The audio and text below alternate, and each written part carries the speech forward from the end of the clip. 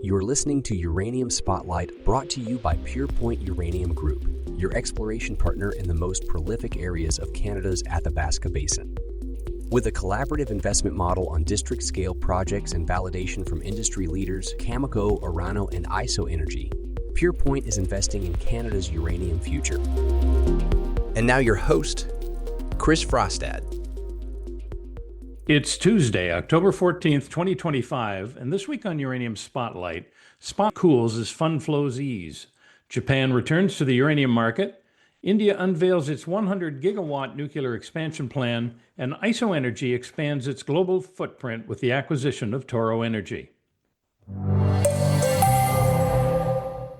The uranium spot price opened last week at $81 a pound U3O8 and closed at $79.20, marking a modest pullback after several steady weeks. The shift was less about fundamentals than fund flows. Sprott Asset Management, operator of the world's largest physical uranium trust, noted that recent weakness reflects quieter activity from financial vehicles that had been driving much of the buying this year. In its latest commentary, Sprott emphasized that the uranium market remains fundamentally strong. It attributed the slowdown to normal rebalancing rather than fading momentum. Supply constraints continue to dominate the picture, with Cameco and Kazatomprom both producing below guidance due to weather, operational delays, and deliberate restraint. Smaller players like Paladin also revised production forecasts lower after heavy rains disrupted mining in Namibia. Sprott believes these production shortfalls, combined with the slow timelines for new mines, such as NextGen's Rook I, will keep the market structurally tight. The trust's view is that last week's dip in spot represents a pause rather than a reversal. The long-term contract market never weakened and continues to rise gradually above $80. For investors, the key takeaway is that short-term spot volatility is being driven by fund flows, not fundamentals. Supply discipline and limited new mine capacity remain bullish forces. If you haven't already, be sure to subscribe to Uranium Spotlight podcast, available on your favorite podcast platform or on PurePoint Uranium's YouTube channel. After more than a decade of relying on stored material, Japan Nuclear Fuel has resumed buying uranium. The facility that produces nuclear fuel for the country's reactors has been idle since the Fukushima shutdown in 2011. And only restarted in 2023 when reactor restarts began to accelerate. Until now, it had been drawing entirely from pre-Fukushima stockpiles. Last week's delivery marked Japan's first inbound uranium shipment in 11 years, a small event in volume terms, but a major signal to the market. It suggests that strategic reserves across Western-aligned nations are beginning to thin. According to recent data from Europe's Euratom supply agency, most European utilities now hold only about 1 year's supply of uranium. The U.S. is slightly better positioned with roughly 2 years of inventory, but that remains historically low. By contrast, China, Russia, and India each hold multi-year reserves and are actively adding to them. Japan's move therefore serves as a leading indicator. It may foreshadow a coming wave of restocking from Western utilities that has delayed long-term procurement. With prices firming around the fuel cycle and production slow to expand, utilities that wait too long could face sharply higher prices later this decade. Japan's resumed activity also underscores how quickly latent demand can re-enter the market once reactor fleets return to service. The country currently has 12 reactors operating, 9 approved for restart, and 16 applications pending. Each restart compounds annual uranium requirements and reduces available mobile inventory in a market already running thin. The bigger implication is psychological. Japan's cautious utilities are known for moving only when absolutely necessary. Their re-entry signals a shift from reliance on stockpiles to active procurement, a turning point that often precedes broader buying cycles. For investors, this matters because Japan's action hints at a structural drawdown of Western inventories. As utilities re-engage, fresh contracting could accelerate price appreciation and tighten the market well before new mines can respond. India's Ministry of Power has approved an ambitious roadmap to reach 100 gigawatts of nuclear generation capacity by 2047, roughly equivalent to 100 large-scale reactors. The plan, confirmed by a government panel and its technical agency, outlines a sweeping expansion of uranium supply chains, reactor construction, and fuel management. The recommendations are wide-ranging.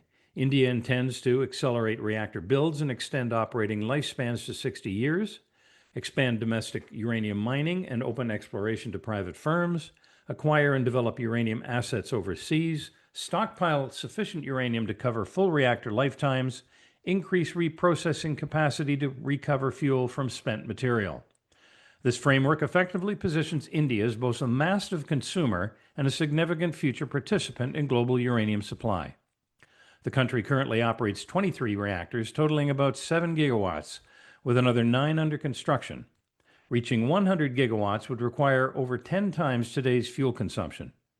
The short-term challenge is sourcing that fuel. India's domestic mines are limited, and the build-out of new operations typically takes 10 to 15 years.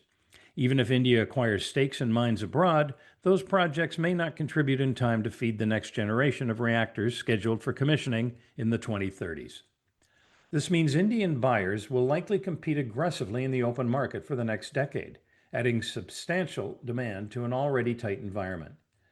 India's state-owned enterprises are expected to sign long-term offtake agreements and invest in overseas projects across Africa, Central Asia, and Australia, following a path similar to China over the past 15 years. The geopolitical implications are also important. As India's nuclear program scales, its need for assured fuel supply will draw it closer to Western producers and technology partners. That could shift procurement patterns away from Russian conversion and enrichment channels and toward Western suppliers, tightening available uranium in the West. For investors, this matters because India's 100 gigawatt plan adds one of the largest incremental sources of demand on the planet. With mine development timelines stretching over a decade, new supply will struggle to keep pace. The result is likely to be a multi-year support for high uranium prices and an expanding opportunity set for explorers and developers globally. IsoEnergy announced last week that it will acquire Australian-listed Toro Energy in an all-share transaction valued at $75 million Australian. The deal brings Toro's 100% owned Wiluna uranium project in Western Australia into IsoEnergy's portfolio, which already includes the high-grade Hurricane deposit in Canada's Athabasca Basin and past-producing mines in the United States. Under the agreement, Toro shareholders will receive 0.036 IsoEnergy shares for each Toro share, representing a 79.7% premium to Toro's last traded price. Upon completion expected in the first half of 2026, Toro shareholders will own about 7% of the combined company. The acquisition materially expands IsoEnergy's development pipeline, creating a diversified uranium platform across 3 of the world's top jurisdictions: Canada, the U.S., and Australia. Wiluna, which holds several deposits totaling over 100 million pounds of historical and current resources, provides a long-life scoping-level project that can advance rapidly once Western Australia clarifies uranium mining policy.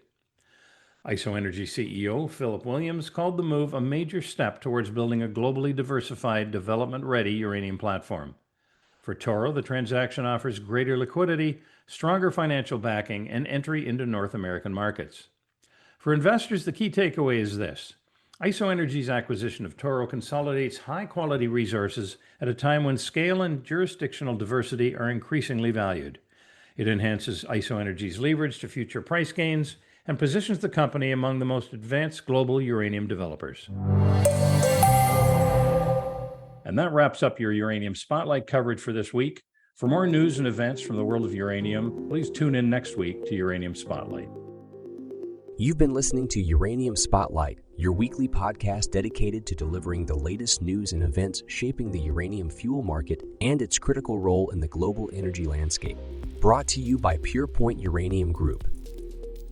PurePoint actively operates a portfolio of advanced uranium projects in the world's richest uranium district and has established partnerships with industry leaders. While our passion for this subject is undeniable, it's essential to clarify that the information presented here is not investment advice. Instead, our goal is to offer an unbiased and comprehensive review of recent events that could impact uranium prices. Join us again next Tuesday for Uranium Spotlight.